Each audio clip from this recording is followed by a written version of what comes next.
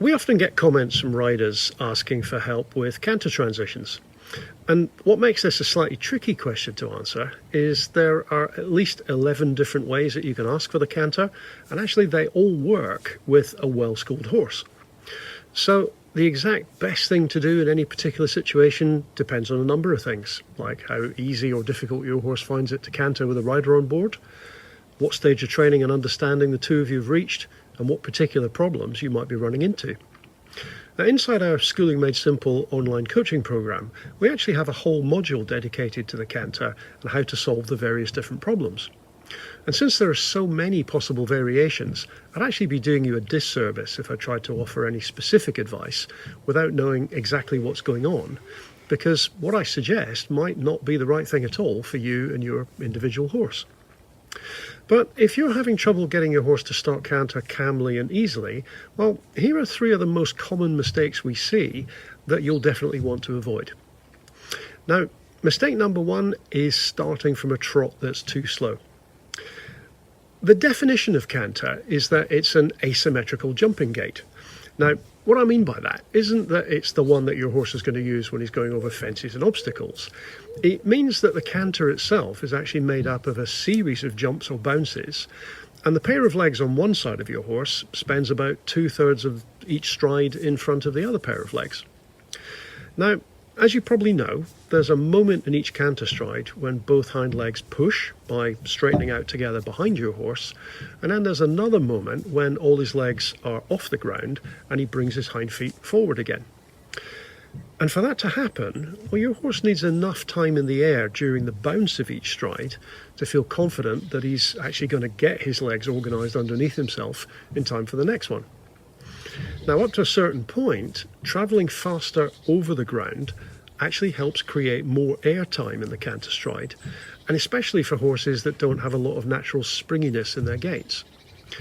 And although it's something that you will want to work towards, cantering more slowly over the ground actually requires a bit of training and strength development.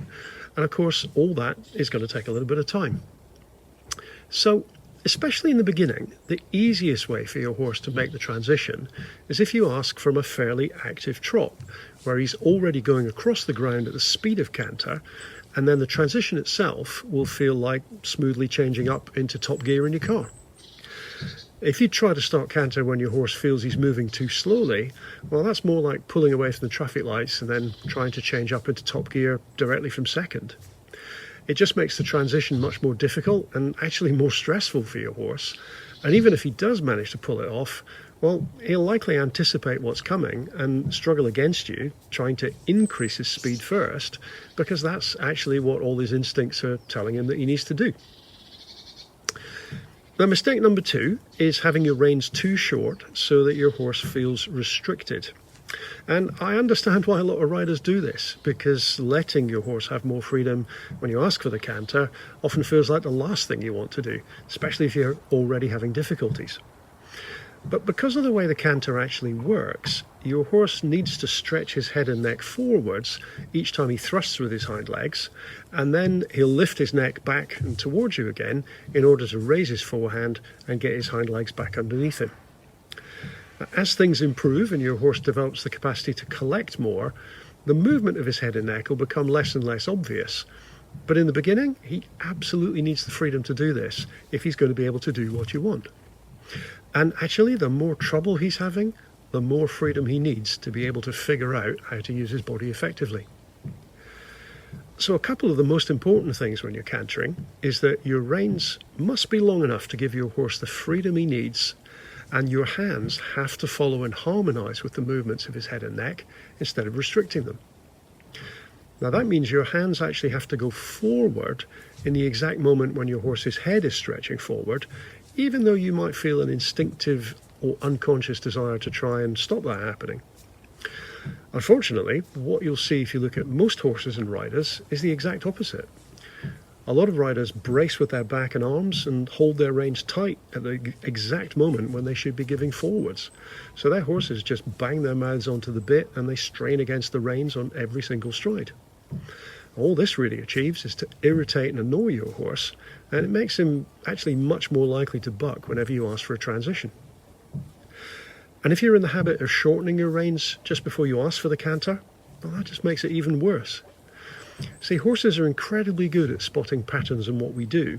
So if you shorten your reins each time you get ready to ask for canter, well, your horse will quickly learn to anticipate that, and he'll just organise his defences against that punch in the mouth that he knows is coming. Now, a good way to work out how to follow the mouth is to let your reins go slack and hold on to a neck strap or even a chunk of mane. And you can do this while your horse is in the canter, and then eventually do it during the transition. You might be surprised at the timing of the movement and also at just how much bending and straightening your elbows are going to have to do to keep your hands in harmony with your horse's mouth. You might find it difficult at first to undo some of your old patterns, but your horse will really appreciate your efforts, and fixing this alone can often solve a lot of problems. Now, mistake number 3 is leaning forward just before the transition, or just before the canter starts. As I mentioned a moment ago, the canter is a rocking, jumping gait, and your horse needs to lift his forehand in order to get his hind legs underneath him. But if you do what a lot of riders do and actually lean forwards in anticipation just before he takes that first stride, well, that interferes with his balance and it puts him completely onto his shoulders. And that also often causes bucking in the transition as your horse tries to save himself from falling on his nose. Now, you prepare for the canter by putting your outside leg slightly back and then taking your weight towards the outside hind leg. So you can think of taking your outside shoulder back slightly, or even momentarily just look over your outside shoulder. And then you ask for the departure by a quick touch and release of either your inside leg or even both legs if that's necessary. And the first thing you'll feel in a good canter depart is the lift of your horse's forehand. And in that moment, the important thing to do is to relax, especially around your waist and stomach area. Sit back and let your horse take your pelvis and hips forward ahead of your shoulders in the first stride with the thrust of his hind legs. Now, he'll bring your pelvis back underneath you again a fraction of a second later when he lifts his forehand to prepare himself for the next stride. And if you're not used to doing this, well, it might feel really quite weird in the beginning. A bit like you're leaning a long way back at the same time as straightening your elbows out so you can give your horse the freedom with his head and neck. But this gives your horse the chance to lift his shoulders and start the canter in a much better balance. And something else that's important to know if you're still having trouble when you ask for canter, even if you're not making any of these mistakes, well, it might just be that your horse finds canter really difficult. If that's the case, you won't fix it just by asking again and again. In fact, that's more likely to make things worse rather than better. You see, when a horse is really struggling to canter with a rider on board, that's actually much more common than you might think. Well, the best way to improve it is by developing some basic lateral work in walk and trot so you can improve your horse's posture and balance. Now, getting started with lateral work is also something we teach inside our program. And even if you've never tried it before, well, you'd be surprised at just how easy it can be when you approach it in a way that actually makes sense to your horse. So, I'm Derek Clark, and if you'd like to hear more tips like these, then be sure to hit the subscribe button so you don't miss out. And if you've got a question that you'd like us to answer in a future video, why not scroll down and let us know in the comments. So thanks for watching. Let's have fun with our horses this week.